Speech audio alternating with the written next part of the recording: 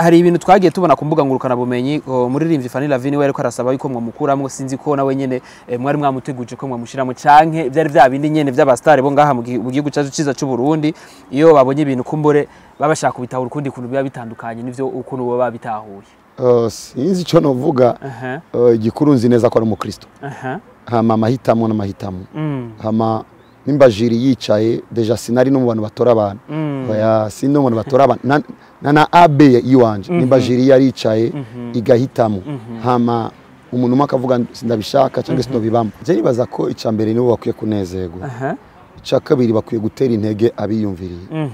Uburyo bwose uri kurumva mvuga abantu bazohabwa na company nimwe irimo yabutanze. Udutawuze neza na cyane cyane kuri ibi bintu bivugwa mu ba prophète mu bakozi b'Imana na cyane cyane nk'ibi bikorwa muri ko murakora byiza umuntu yose atawura neza yuko ari amafaranga y'ishengero ari amafaranga kumbure abantu bo hanze baguhaye canke kumbure ngo ni wizi ibintu byabindi nyene by'abakozi b'Imana mumwe muzakira gute? Zirababaje cyane cyane zivuga uwabuze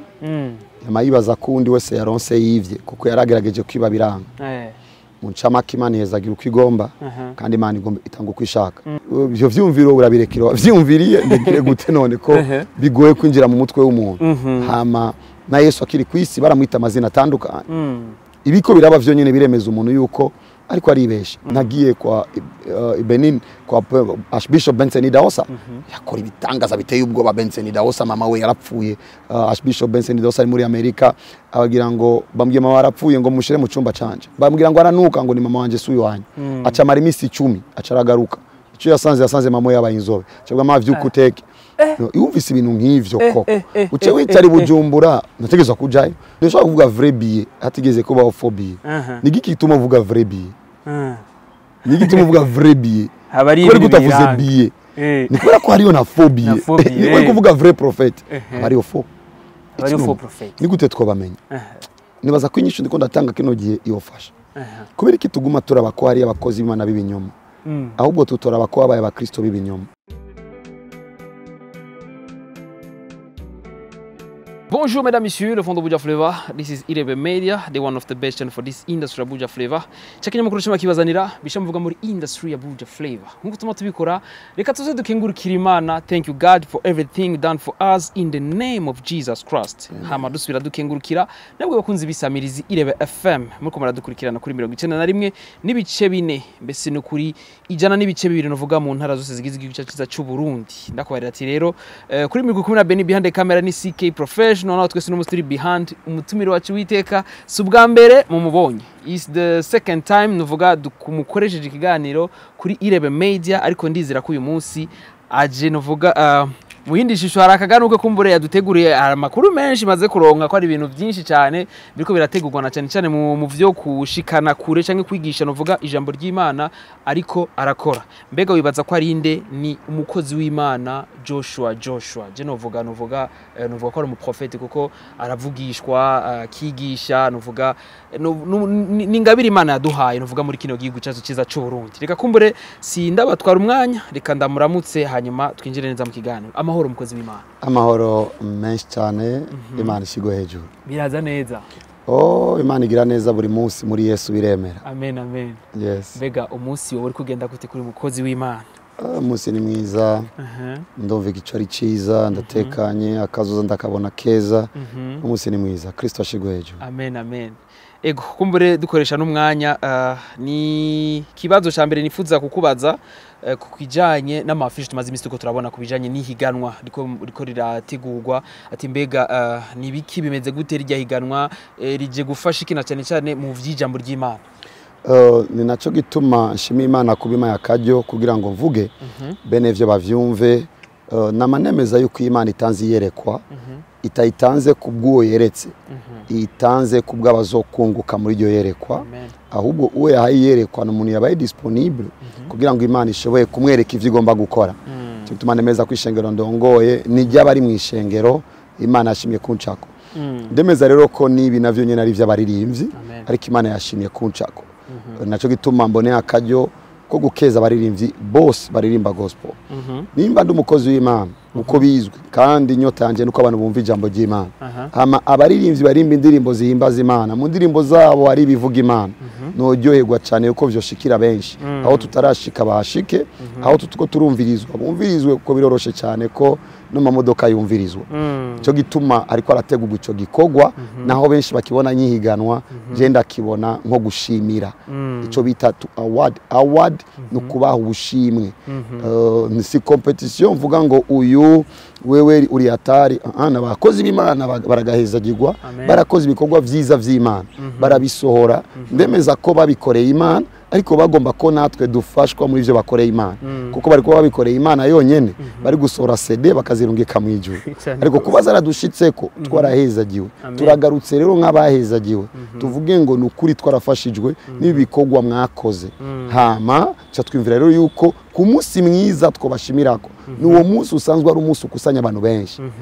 bisanzwe bizwi ko itariki indwi z'ukwezi kwindwi abarundi n'abari mu mahanga bama bikusanya aho twakoze ico gikorana tuvuga vyo bavyiza rero ko abakozi b'Imana ko batafasha je nyene bafasha benshi reka n'abantu benshi baje bamenye ko bano bantu bashingirwa intaye kandi banezerererwa na benshi ari bo batwebye cha duhitamo rero yuko hoba ico bita kubashimira kubashimira ndavuga ninashima je nyene baza kuvuga ngo profete yeretswe Imana yamubwiye ngo uyu niwe wa mbere noba nciye intege abantu benshi bavuga ngo je Imana ni yantoye kuko muvugishwa n'akanwa k'Imana nari ndavyemereo icakabiri ari kubwira ishengero rya Sabaoth Church twebwe mu ishengero ko twama turimba n'indirimbo z'aba bakozi Imana batandukanye nihe yadufashije Sabaoth Church ikavuga ni ari gusohoka ngavuga turahaye agashimwe uyu nta caca ari kuba kirimo ariko turavuga ko tutari twenyene mu gihugu ishengero rifise abantu benshi kandi izi ndirimbo zumvikana no ku maradiyo reka abo umugwi w'abantu bashoboye kubikurikirana hamuzoshimwa Imana izomugiriye neza ariko waboneka ikintu kiboneka ko gishimira abo bantu bakoze Imana beza bakorera Imana amatwebwe nk'abantu b'Imana tugira ico dukoze ku bwabo niyo rero twacu dushirako jiri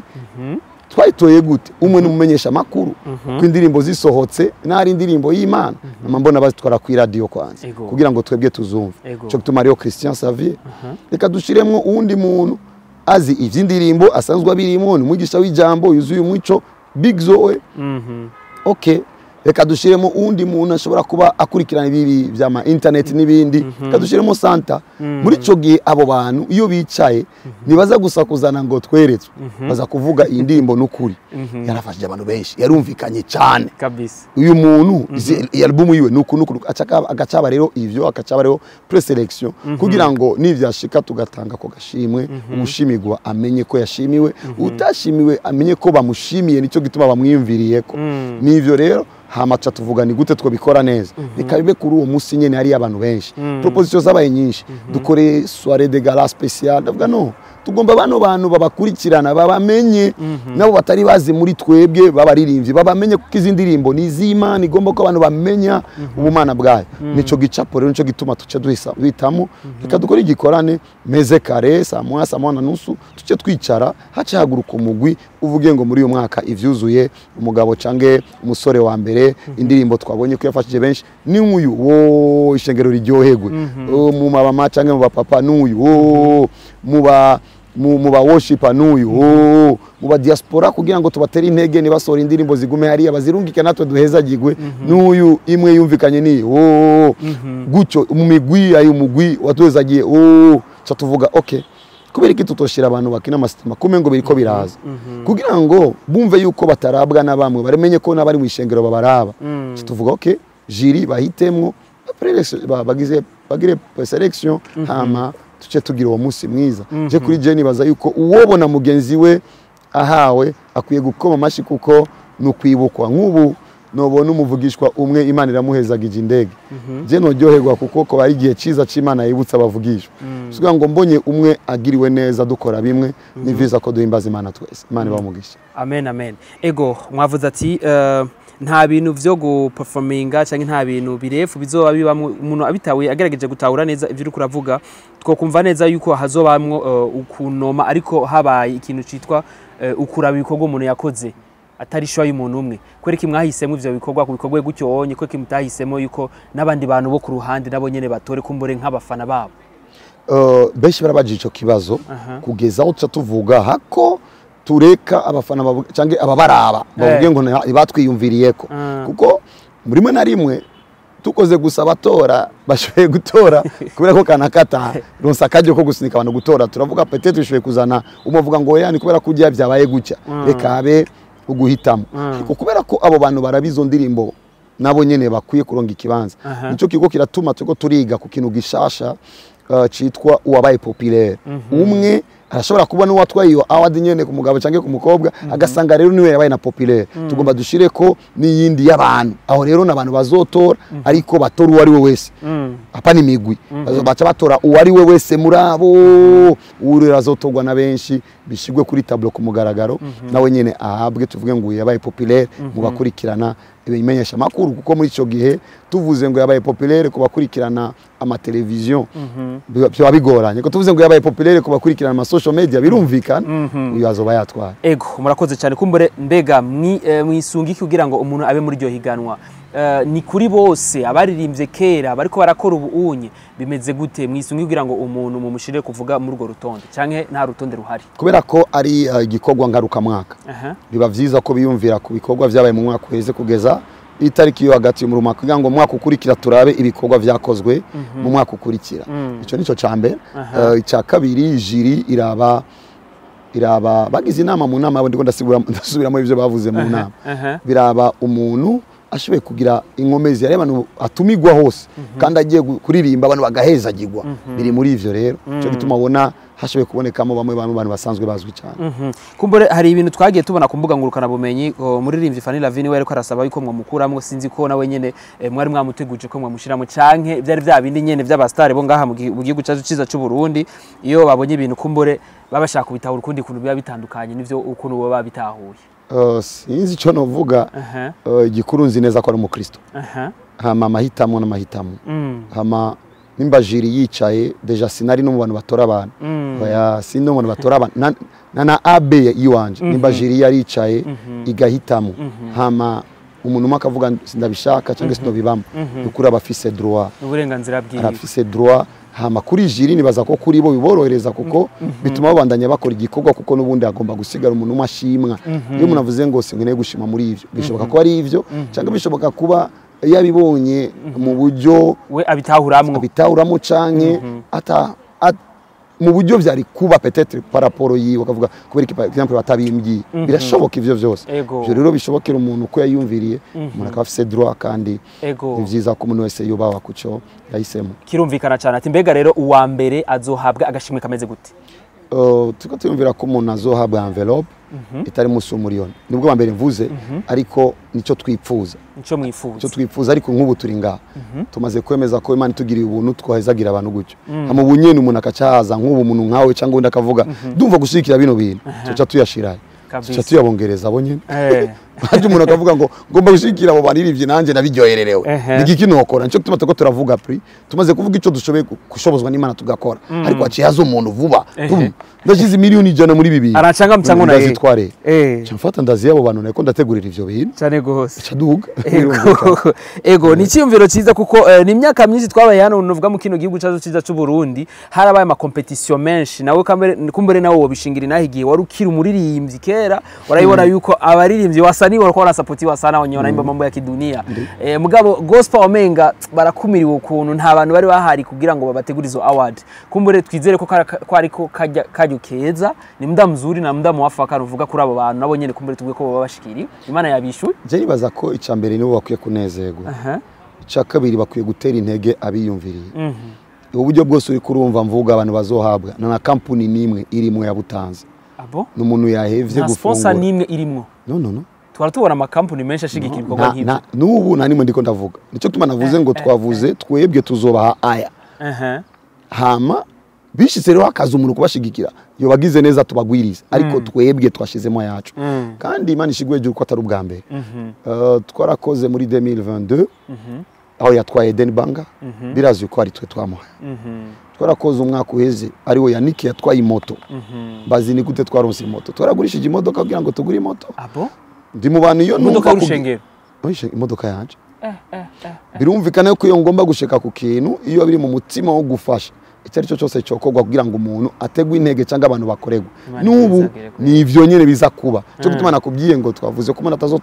atazotwara munsi yo miliyoni niko tuko turavuga muri uwo mwanya ariko navuze haje undi mu Kristo avuga ngo Joshua bino bintu kura bikora gute nonje ndi mu Kristo ndumva ko abantu baduhezagira badahezagira wowe wenyine bimeze gute akaca avuga ngo mashigikize ayandi dufate ubu nabaririmbye imigwi 5 isinema no wa gatandatu umva iwindwi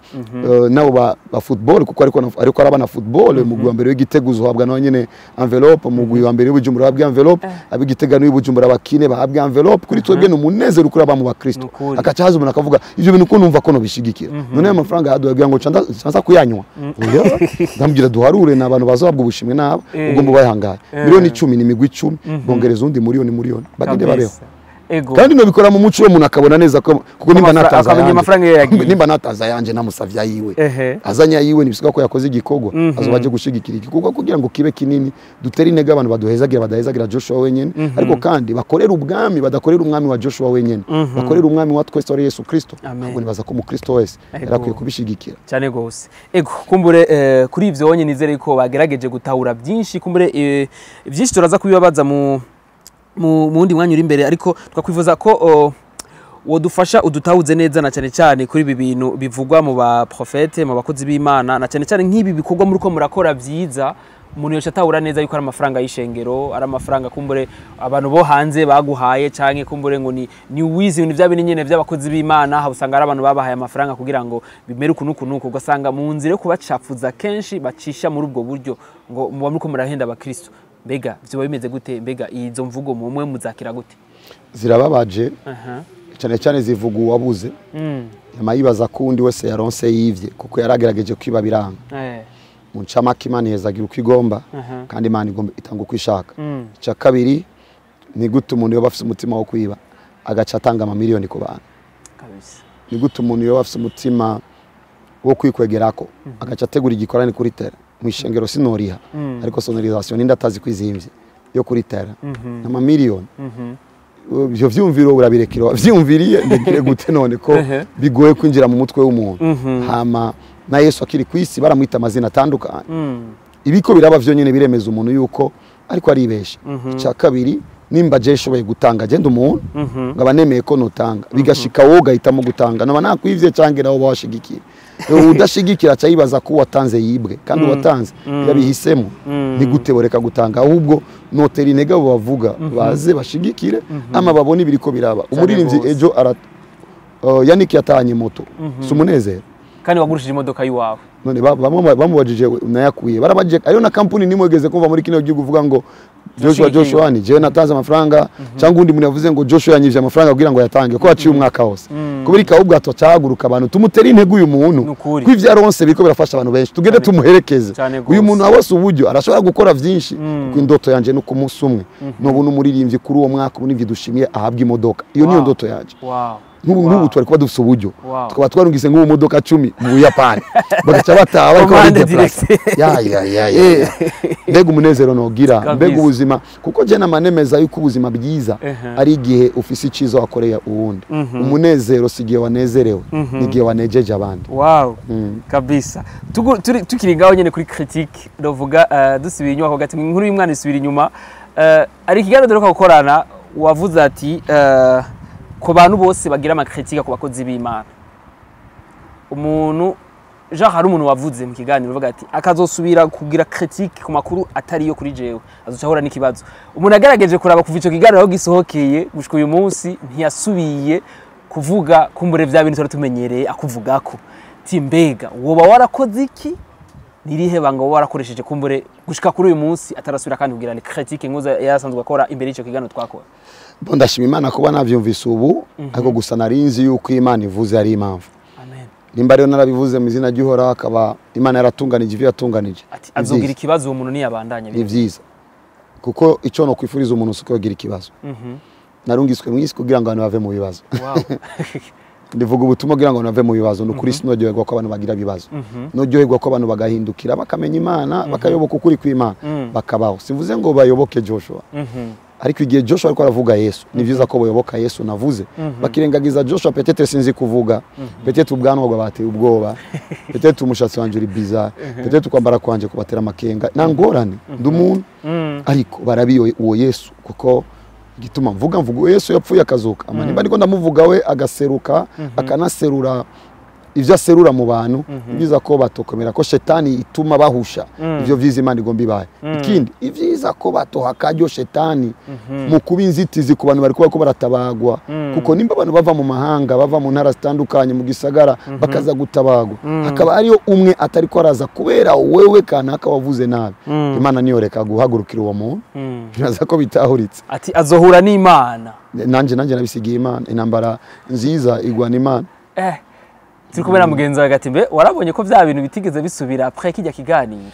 datangaye nanje ko ndasako nakoze icyo nagezwa gukora sinasubiye kuvuga naje kuvuga ndatekereza Imana rero yabandanije iviri kwirakora ego turacabandanye nyene kuri kote kurokora abo zineza yuko abantu turavuga cyane abantu barimvira gutandukanye les critiques ntizibura twarabonye amashusho yawe ugiye novuga muri Nigeria ugiye novuga kumbure yari nka memories twovuga nka memories kumbure umwe novuga nk'umwe mu bavyeyi bawe mu vyijambo ry'Imana twovuga ati Joshua Imana imwakire mu bwami bwayo ego twarakubonyeyo abenshi baravuze ati ngo aha ngo apa sasa ngwana ndakureta ingine mizimu yacu ngo agiye kuzana indi mizimu mishaje renda kufanya update ngo agiye kuzana ngwindi mizimu abantu bareke guhahamuka kibaza ko barwahamuka ni gute umuntu yo kwibaza ko umuntu agiye kuzana imizimu ni gute umuntu ndabuze nuko yavyibaza ko nagiye ku ishengero rya Prophet Joshua nari nkeneye kwiga ndabo ku ishengero ryubatswe mvugane n'ababaye hafi yiwe uyu mugabo yabayeho gute n'ubu ndafise nimero y'umuntu yabaye hafi ya Joshua cyane n'ubunyenda muhamagaye yuca nyitaba ambwira ubuzima bwa Prophet Joshua kuko kenshi no muri Afrika Imana mbabarese ndabacira urubanza iyo bakubonanye ikintu nibarondera kumenya uko wakironse bagomba bakironge batansukuru bakironse ariko je mu mutwe rero iyo mbonye Elia yakoze ikintu cyandaba Elia yamaze igikingana gute kugira ngo aserure umuriro umanuke Imana yabanje kumurungika ku ruzi ahamara igihe ariko aranywa amazi y'uruzi agaburirwa n'igikona je niga kuvyabaye kugira ngo bire so nategereza kumva ati Joshua afite ubuzima bumeze gute Joshua ari umuntu aciye bugufi akunda abanafasha abantu Joshua yari umuntu asenga cyane nivyo nagomba menye hama mbe muri yo atmosphere nagiye kwa Benin kwa Archbishop Benson Idahosa yakora ibitangaza biteye ubwoba Benson Idahosa mama we yarapfuye Archbishop Benson Idahosa ari muri Amerika abagira ngo bambwiye mama yarapfuye ngo mushire mu cyumba canje bambwira ngo aranuka ngo ni mama wanje suyo wanye aca mara imisi 10 acaragaruka icyo yasanze mama yabaye inzobe cyangwa amavyukuteke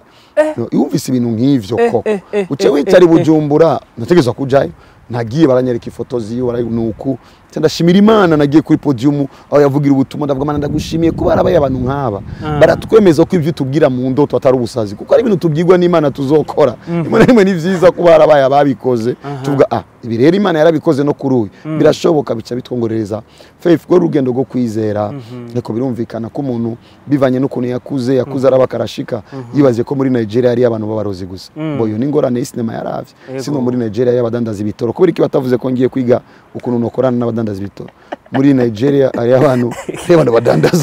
badandaza ibintu bitandukanye kubera iki batavuze ivyo bace bimukira yagiye gutora umuti ingorane ni karashika waravye rero niwe meko karashiki kudomina mwene data abandi nabo bati ngo ujya muntu ngo yagiye kuraba nawe nyene ngo aramakuru ngo atari meza kumbure yamuvugwa ko novuga ujyanya kwigendera ati Joshua sinigeze mbona umukozi w'Imana ukuri atavugwa nabi n'abantu isi twarungitswemo iyo johegwa yuko idashikirwa Yesu baramuvuze nabi ko tumuyoboka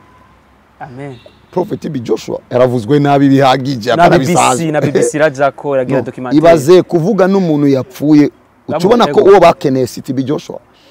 bagwanye ivyo yavuga kuko bamuvuze nabi bakeneye ko abakurikira ubutumwa yavuze bareka kubukurikira none bagwanye ati Joshua bagwanye Imana ndabaneza umuntu wese agwanye Prophet of Jesus Joshua ne kuva bamvugiye ko mini ko hapatu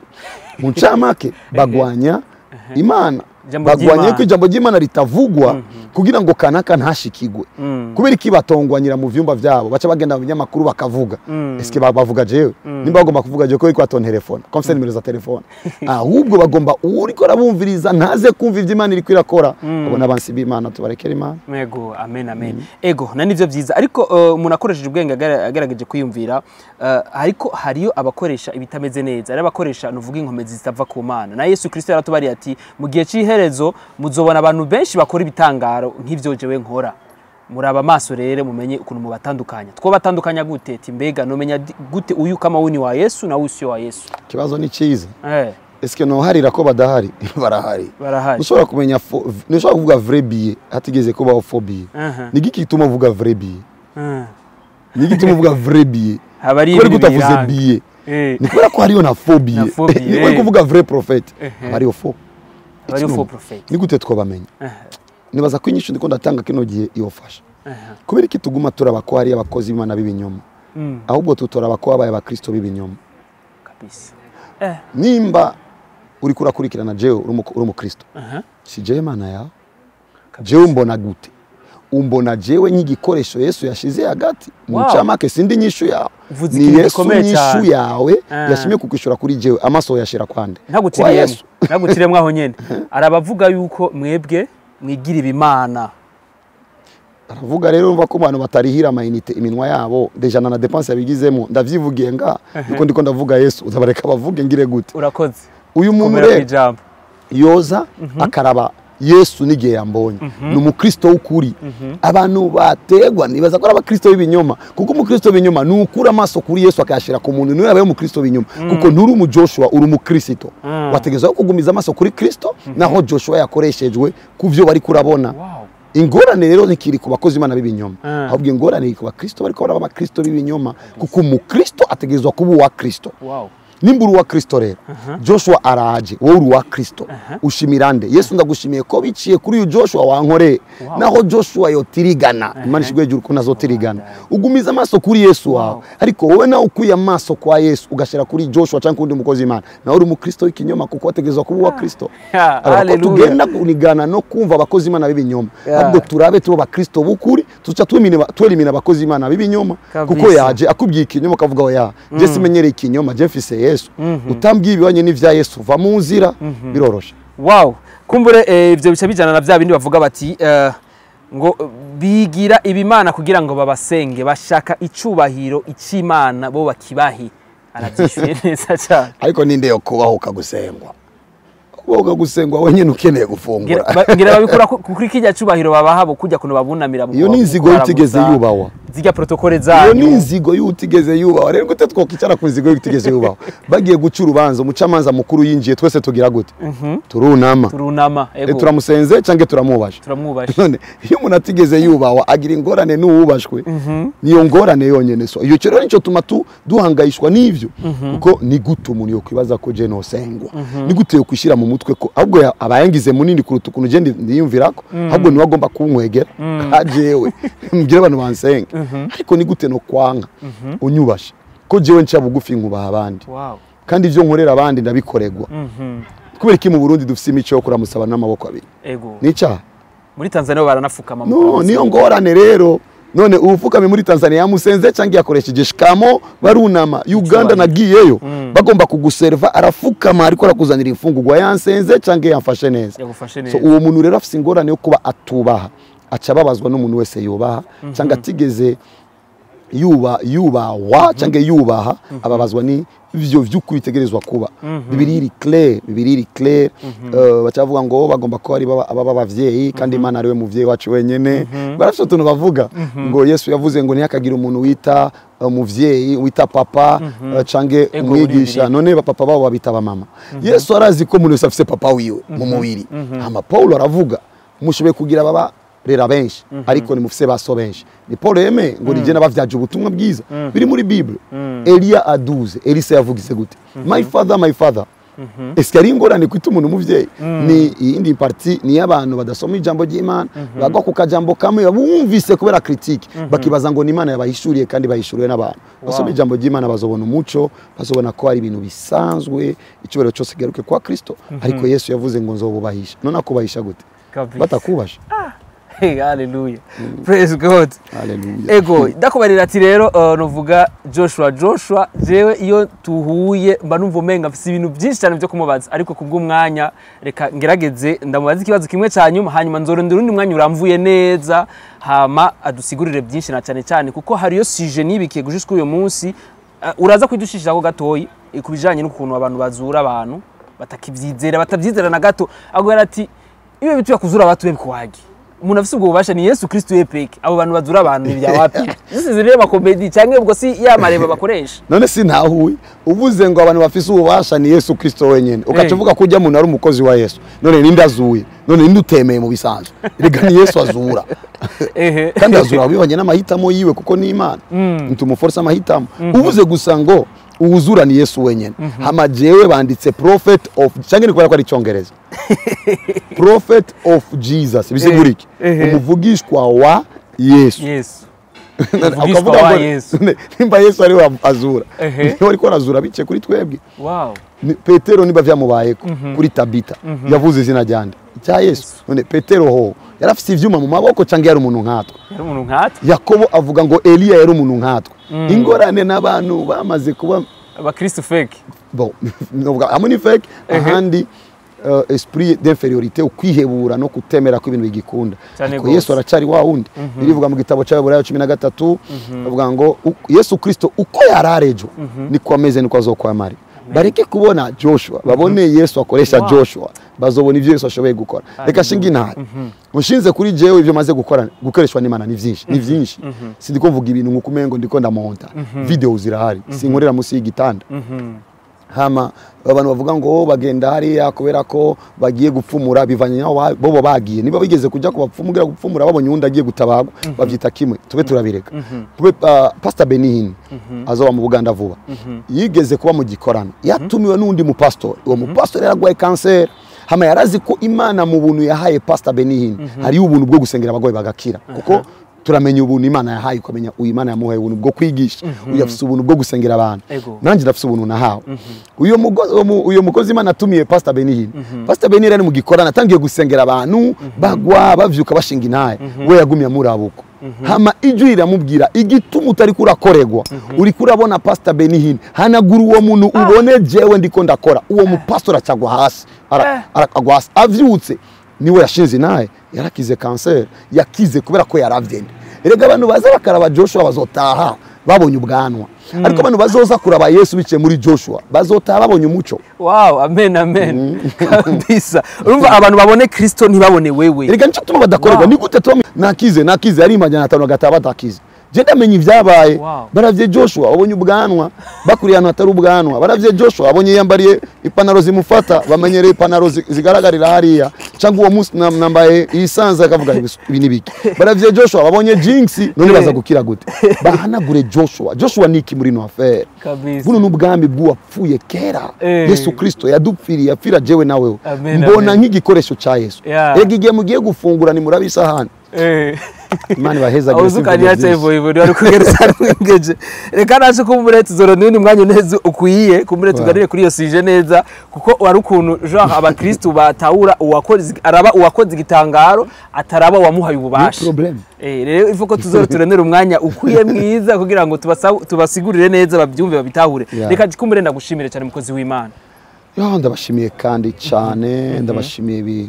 be mutima kubera ko turonsa akajyo ko gutanga umuco yari umuntu umwe cange babiri bajije kuguruka amaso ibi navyo Imana izo bahembera amen cyane gose ego kumbure tuzusubira twibutsa abantu kubijanye n'ihiganwa kuko na nico gikorwa cyari cyuyu munsi timbega bimeze gute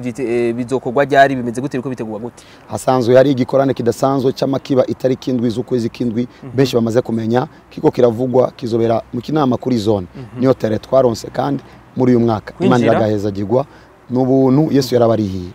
hama muri ico gikorane giheze azoba akajyo ko gushimira abakozi b'Imana b'abaririmbyi barasohoye indirimbo zabo nibo barisha uburyo bwabo mu studio hama barazishyira ku radio turazumva twebwe abazumvise tugomba tuzaprecier nanse kuzaprecier nka Joshua nanse kuzaprecier nka Sabaoth Church ariko nashimiye ko ziba apprecier n'abantu basanzwe bari muri ivyo vy'indirimbo cyo gituma hariyo jiri izohagarara hajya imbere ivuge uyu n'uyu bashimiwe ngomba ko abaririmbyi bakura mu mutima imwemu yico bita competition tugomvye gukora competition tuzozana ingoma dushire piano na keyboard baririmba imbere tubaharurira amanota ubu tugomba dushima ibikorwa vyiza mwashoboye gushira habona kandi mubandanye mukora abakozi b'Imana burya naho mutabigirwa na benshi bamwe dusinzira tuko turumvira indirimbo zanyu tuduga mu modoka tuko turumvira indirimbo zanyu turazi ko muruha indirimbo zirazimvye ndaririmba rimwe na rimwe iyo bishikiye nararirimbye na kera